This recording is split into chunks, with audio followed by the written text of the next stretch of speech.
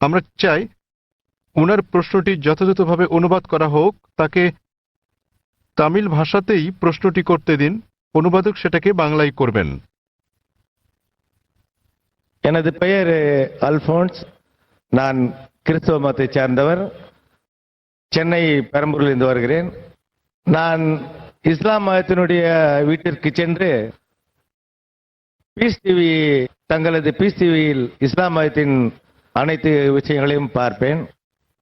7000 ரூபாய் கட்டினால் மட்டுமே பீஸ் டிவி சேனல் தெரியும் என்ற நிலைக்கு உள்ளது.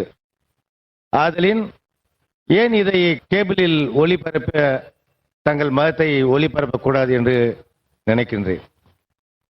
তার প্রশ্নটি হল পিস টিভির সম্প্রচার বিষয়ে। তিনি জিজ্ঞাসা করেছেন কেন পিস টিভি কেবল টিভি বা অন্যান্য স্থানীয় কেবল চ্যানেলে সম্প্রচার হয় না। তিনি একজন খ্রিস্টান এবং তাকে একজন বন্ধুর বাসায় গিয়ে এই চ্যানেলটি দেখতে হয়।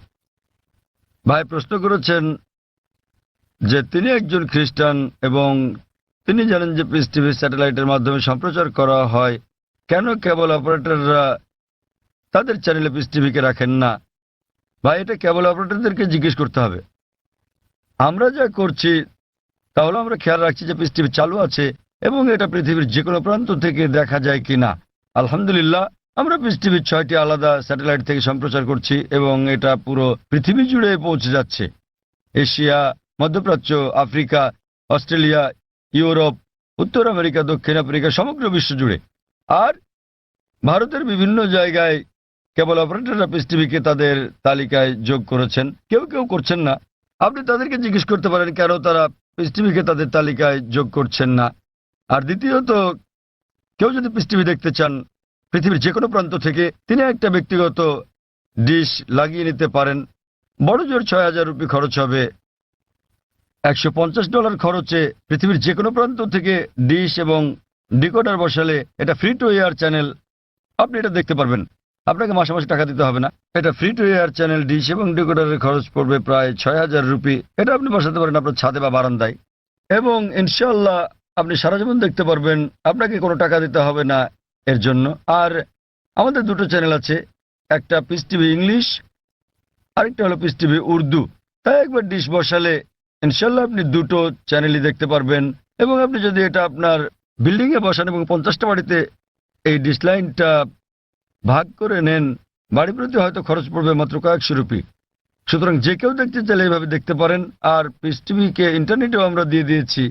স্বাভাবিকভাবে ইন্টারনেটের গুণগত মান স্যাটেলাইটের তুলনায় অনেক নিম্নমানের হবে। আপনি ইন্টারনেটে www.peacetv.org এই সাইটে দেখতে পারবেন। এমনকি মোবাইলেও সম্প্রতি আমরা পিস টিভি মোবাইলেও চালু করেছি। আপনার কাছে যে হ্যান্ডসেটই থাকুক না কেন, নোকিয়া অথবা আইফোন, আমরা চেষ্টা করছি বিশ্বের 80% হ্যান্ডসেটের জন্য এটাকে সহজলভ্য করতে। তবে ফোনটা যত উঁচু মানের হবে, যদি আপনি তৃতীয় প্রজন্মের ফোন নিয়ে থাকেন এর মান অনেক উন্নত হবে। যদি ওয়াইফাই ব্যবহার করেন উন্নত মান পাবেন। সুতরাং হ্যান্ডসেটের উপর নির্ভর করে আপনি মোবাইলেও পিস টিভি দেখতে পারেন। এটা সম্পূর্ণ বিনামূল্যে। এর ওয়াপ ইন্টারনেটের জন্য www.peacetv.org, মোবাইলের জন্য এর ওয়াপ wap.peacetv.org। আশা করি উত্তরটা পেয়েছেন। হ্যাঁ বোন, আপনার প্রশ্নটি করুন। শুভ সন্ধ্যা। আমার নাম নিখিলা। আমি ডেন্টালের একজন ছাত্রী। ইসলাম সম্পর্কে আমার জ্ঞান আসলেই কম। আমি যতটুকু জানি আমার বন্ধুদের কাছ থেকে শুনেছি। আমার প্রশ্ন হচ্ছে, আমি একটি পোস্টারে দেখেছি যে বলা আছে সঙ্গীত এবং নৃত্য ইসলামে গ্রহণযোগ্য নয়। এটা কেন? মানে আমি বলতে চাইছি যে আপনি এটা এমনি এমনি বলতে পারেন না যে গান বাজনা বা নৃত্য করো না। যেমন আপনি যদি বলেন যে ভরতনাট্যম বা অন্য কোনো নৃত্যের ব্যাপারে যেখানে সঙ্গীত আছে, এমনকি এমনিতেও আমরা সঙ্গীতের মাধ্যমে ঈশ্বরের প্রশংসা বা নিজেদের আবেগ প্রকাশ করে থাকি, তাহলে গান বাজনা গ্রহণযোগ্য নয় কেন? বোন জিজ্ঞেস করলেন যে কেন ইসলাম ধর্মের সঙ্গীত এবং নৃত্য নিষিদ্ধ। প্রথমে আমি সঙ্গীত নিয়ে বলছি, এরপরে নৃত্য। সঙ্গীতের ব্যাপারে বলা যাবে, আমাদের প্রিয় নবী মুহাম্মদ সাল্লাল্লাহু আলাইহি ওয়াসাল্লাম বলেছেন যে সঙ্গীতের বাদ্যযন্ত্র সাধারণ নিয়মে সবই নিষিদ্ধ, তবে তিনি যেটার অনুমতি দিয়েছিলেন সেটা দাফ। একপাশে খোলা ড্রাম, যাকে বলা হয় ডাফ বা ডাফলি। বাকি সবগুলোই নবী নিষিদ্ধ করেছেন, কারণ আপনি যদি ভেবে দেখেন এটা আপনাকে দূরে নিয়ে যায় আল্লাহ সুবহানাহু ওয়া তাআলার জিকির থেকে, সর্বশক্তিমানকে স্মরণ করা থেকে। এ কারণে যখন আমরা এরকম গান শুনি, যেমন ধরেন সিনেমার গান হোক, সেটা হিন্দি, মালায়ালাম, তামিল বা অন্য কিছু, আপনি দেখবেন যে এই হিন্দি সিনেমার গানগুলোর বেশিরভাগ কথায় একেবারে বাস্তবতা বহির্ভূত।